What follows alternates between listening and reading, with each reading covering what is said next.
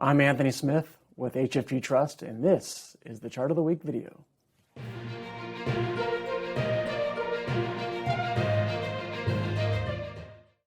Hello and welcome to our weekly video. Many of you have seen by now that December's inflation reading of 7% was the highest in 40 years. That's the headline anyway. This chart takes us one step deeper into the analysis by highlighting the components of CPI that are driving these high inflation prints. By the way, if you are watching this video on your phone, it might be a little tough to see the details, so I might encourage you to watch this on a computer or a tablet. All right, one of the aspects I really enjoy about analyzing economic and financial market trends is that you can break things down into two parts. One is the story or narrative, and two is the data to support or refute that narrative. So let's use that framework here to talk inflation. What is the story? And it is that the pandemic resulted in a shift, a major shift, in consumer spending to goods, tangible goods, and away from services. So consider for a minute the kinds of activities that have been severely restricted, and accordingly, how much less money we have spent there. Think airfares, hotels, leisure activities, those types of services. But money was still coming in the door on an aggregate level, and much of that was through government transfer payments. And we are wonderful spenders of money, so we spent more on goods that we could order online and have delivered to our homes, all while socially distancing. Add to this the supply chain disruptions for many goods, and you have higher demand, lower supply, and that translates into higher prices for goods. Let's go to the chart now. This is a 5-year history of monthly CPI with color-coded segments representing the main components.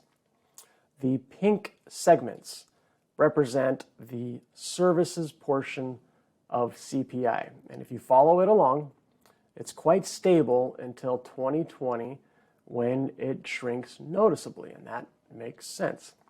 The blue segments represent the goods portion of CPI. If you follow it along, you can see that the inflation in the price of goods is practically non-existent until the summer of 2020, at which time it became a very meaningful driver of overall inflation. So I am happy to report that the story about a significant shift in consumer spending patterns towards goods and away from services is absolutely supported by this data. What are the other components on this chart? The orange segments represent the cost of energy, and you can see that it's awfully volatile. Think about the price of a gallon of gas. It moves around wildly. So sometimes it serves to reduce CPI, and sometimes, like now, it exacerbates the situation.